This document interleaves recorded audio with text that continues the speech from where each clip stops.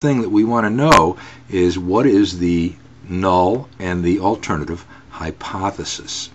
So the null hypothesis is that the average number of total arrests is the same between both groups, the population and the sample. There is no difference.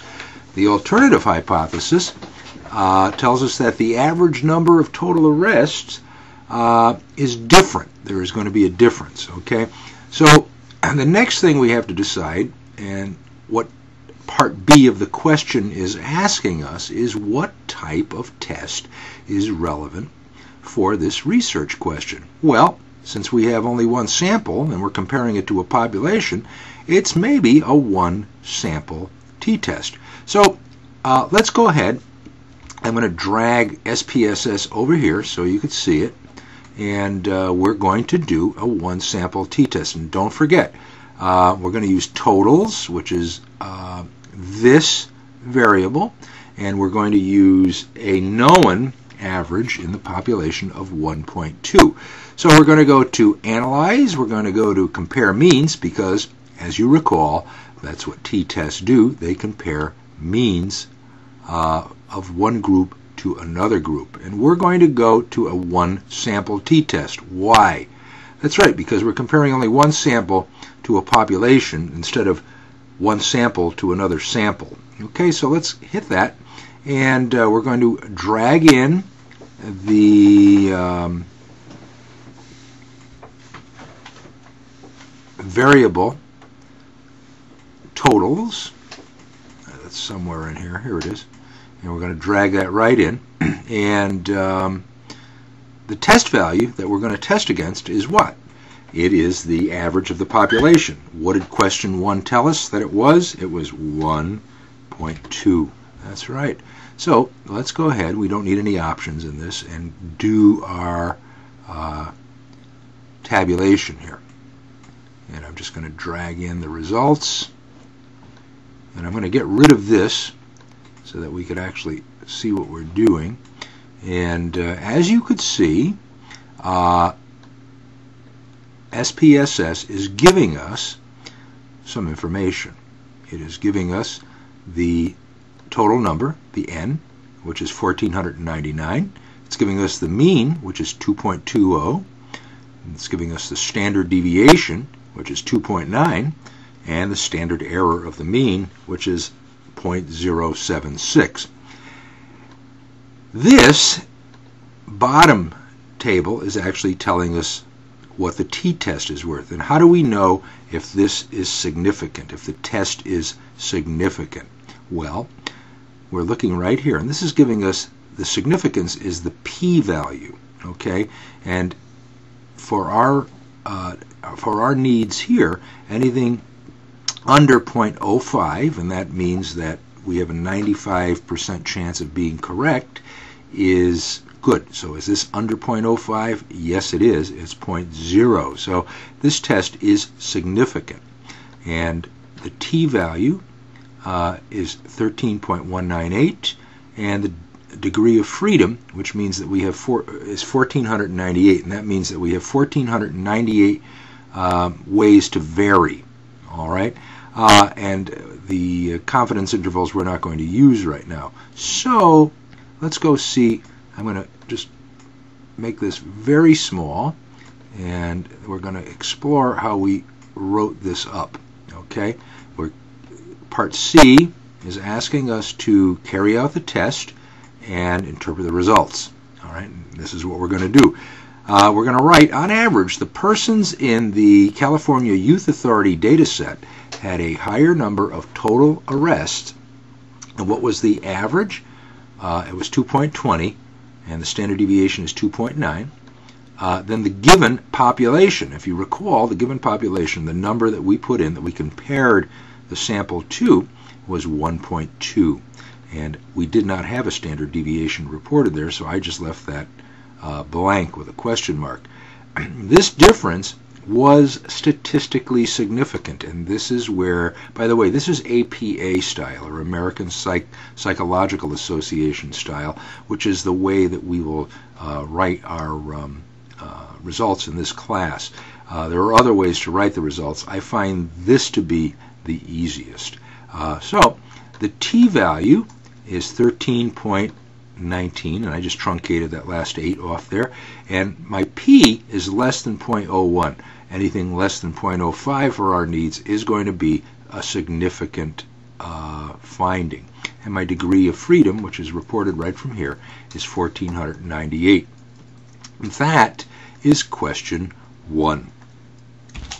Okay, moving down to question 2. Question 2 is asking us to assess whether the average number of total arrests, and we're using that variable totals again, is different for people who have a wife versus those who do not, so married and not married people. So let's take a look at how we would do this test. And here we're actually testing 2 samples against each other, not a population against a sample. And so this is the first time that we'll be looking at an Fmax number, or an F number, in Levene's, and we'll be talking about the significance of that as opposed to the significance of the actual t-test. So the first thing that the question is asking us in A is to state what my null and alternative hypotheses are. Well, my null hypothesis is that the average number of total arrests is not different for people who have a wife. There's no difference at all. My alternative hypothesis is that the average number is different, okay, for people who have a wife. B, what type of test is relevant for this research question? We have 2 independent groups, married and not married. They're both samples, so we would use an independent samples t-test. Okay, let me explain the difference to you. This is an independent samples t-test because we're checking 2 samples that are totally independent. If we were using a paired samples t-test, we would be testing one sample at one time as opposed to the same sample at another time. For instance, if we tested someone before we gave them a heart medication and after we gave them a heart medication to see if that was statistically significant. Okay, so this is not a paired sample. These are independent samples. Okay, so it's asking us to carry out the test, and it's asking us, is the homogeneity of variance assumption fulfilled? Well, how do we test that? Let's go ahead and drag in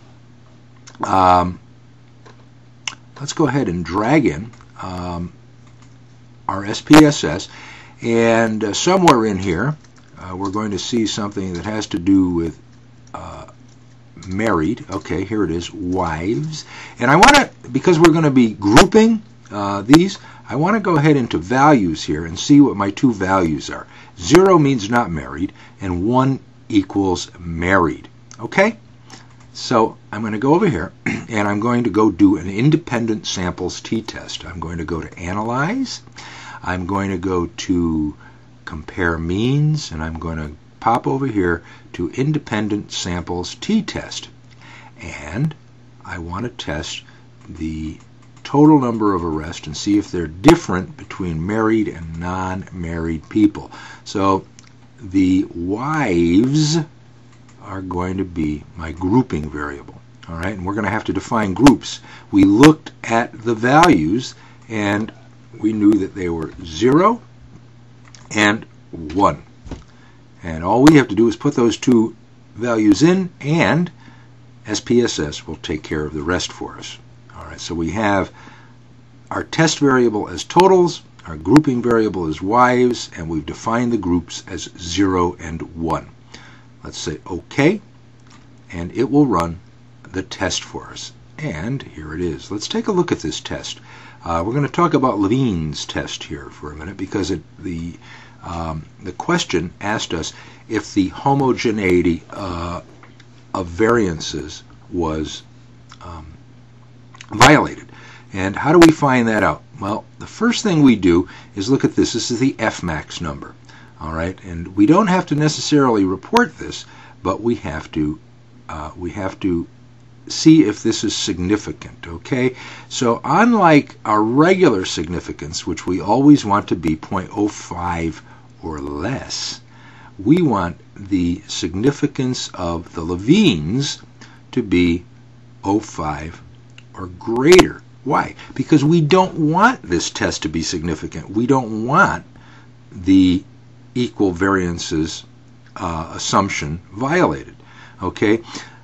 If, however, it is, we jump down to the second line and we use that set of numbers. Okay? So if this is over 0.05, we use the first line, and if it's under 0.05, we use the second line. Got it? So if this number, the significance of the Levene's test for equality of variances, is over 0.05, we're going to use this line, and if it's under, we're going to use this line.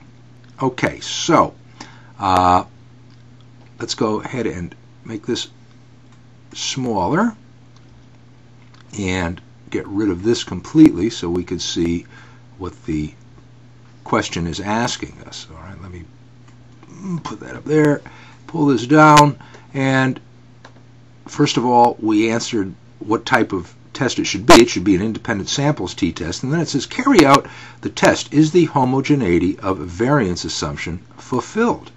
And is my significance over 0.709? Don't forget, we want this to be over 0.05, and it is 0.709, so it is fulfilled. We assume that there are equal variances. So this is the way I write that up. A significance of f greater than 0.05, so equal variances are assumed, lets us use the first line in the output. Okay, and the next portion is just asking us to write up the findings for the t-values. Okay, and this is the way we do it. On average, persons who are married had the same number of total arrests.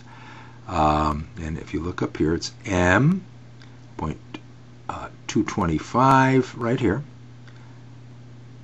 with a deviation score of 2.9 right here,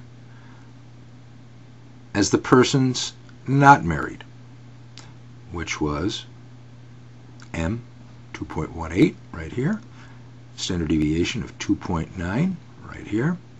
Okay, and this difference was not statistically significant. How do we tell if it was statistically significant? We go to the first line, because don't forget Levene's test told us to, and we look at the p-value, or the significance for a two-tailed test. SPSS is reporting here, and it is 0.717. Is 0.717 greater than 0.05?